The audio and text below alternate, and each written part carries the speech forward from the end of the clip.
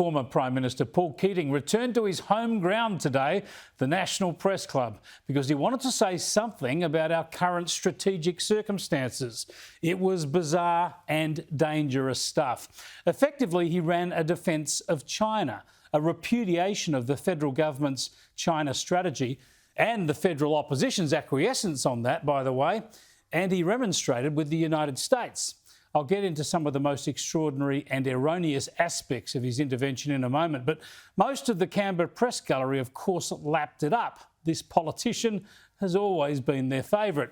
And Keating, as usual, threw around some pretty good invective. He called the ABC Insiders program a peekaboo show for insomniacs, and he referred to British Prime Minister Boris Johnson as coconut head.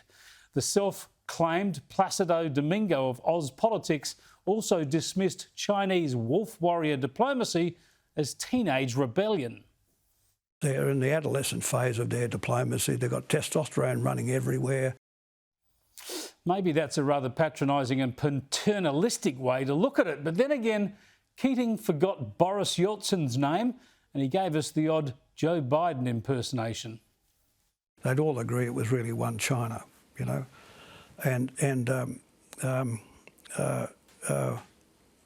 What was I going to say to you? I just forgot the point.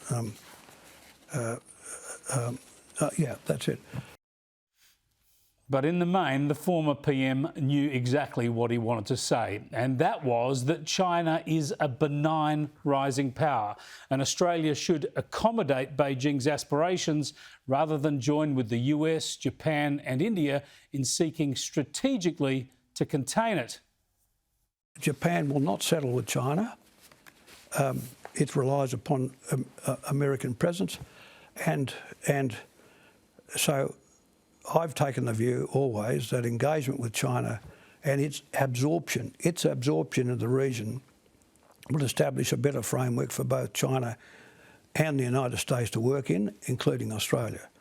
And China's simply too big and too central to be ostracised. The thing is, no one is trying to ostracise China. Australia is trying to engage with China. It's Beijing that's ostracising Canberra simply because it resents being asked to abide by international rules and an international rules-based order, like allowing a full and transparent investigation into the origins of COVID-19.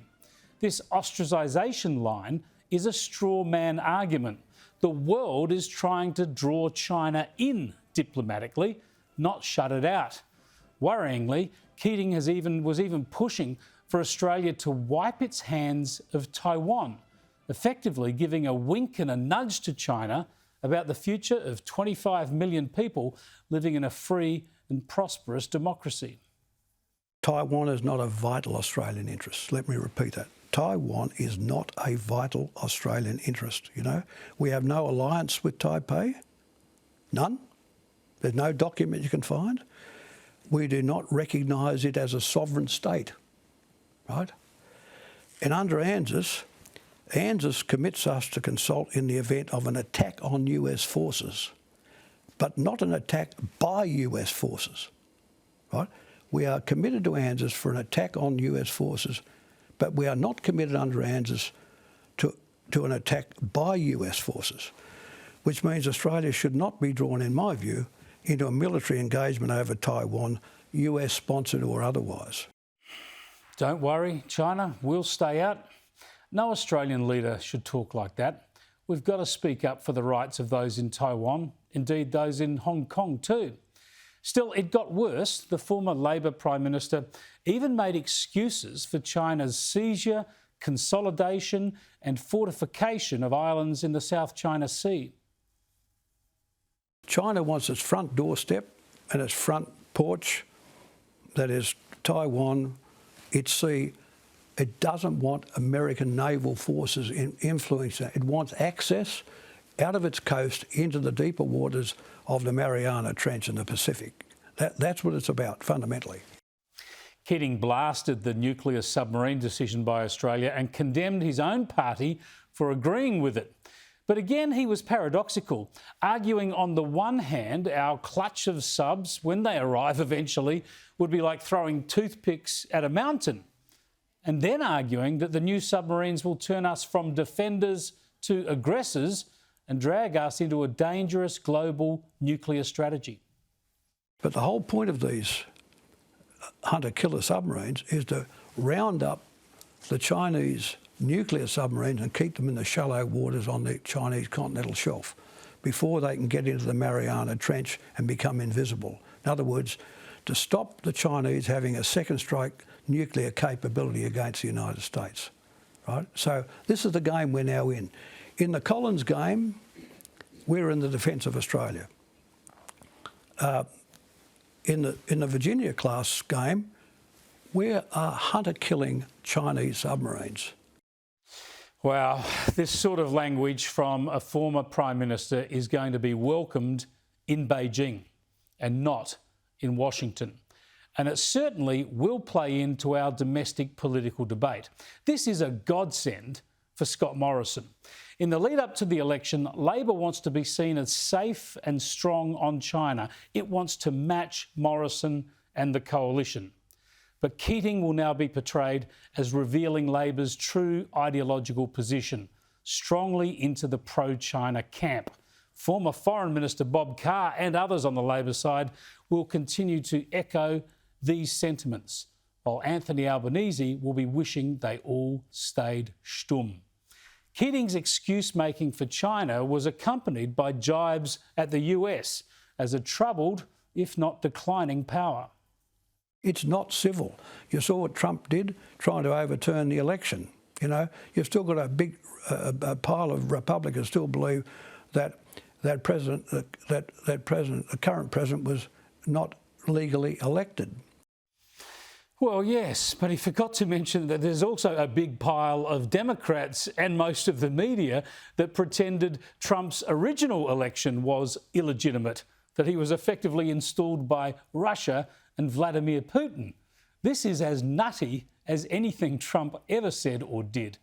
And Keating went further today, blaming the Americans, at least in part, for the rise and consolidation in power of Vladimir Putin on a wave of Russian nationalism. Incredibly, while blaming China's aggression on US provocation, while admonishing his own country for playing into a US-led defence strategy, and while optimistically painting China as the benign strategic force of Asia, Keating recognised that the US military presence in East Asia is essential for peace and security. That's the point. That's been the case for 70 years. And it's all the current administrations in Canberra, Washington, Tokyo, New Delhi and London assert. But Keating prefers to advocate the view from China. I think what the Chinese want is the acknowledgement of what they have, the validity of what they've done, you know, and what they have created, you know. The legitimacy of the rise of China from its colonial past and from its poverty. 20% of humanity drags themselves out of poverty, and we say, oh, no, this is not right. You've got to stay in the mud. Know your place, stay down there in the mud. But no one is saying that. There's no political constituency in Australia for quashing the economic rise of China. Indeed, Australian prosperity in the past 3 decades has largely been built on the rise of China. Labor and coalition policies welcome and encourage that. It's the military expansion, diplomatic belligerence and bullying trade sanctions that worry Australia and others. And the US military presence in East Asia and the Pacific hasn't stymied China's economic rise. Rather, by guaranteeing stability, it's actually underpinned it. So this was a bizarre bomb-throwing exercise from Paul Keating. While it was largely wrong-headed and contradictory, it will feed into this crucial foreign policy debate. And the repercussions won't be good for Labor. Keating will be hailed in Beijing, criticised in Washington, and don't worry, they'll be swearing about him in Sussex Street too, right in the middle of Sydney's Chinatown at Labor Party headquarters. And at Liberal Party headquarters, they've got all the clips they need now for election ads saying that a vote for Labor is a vote to appease China.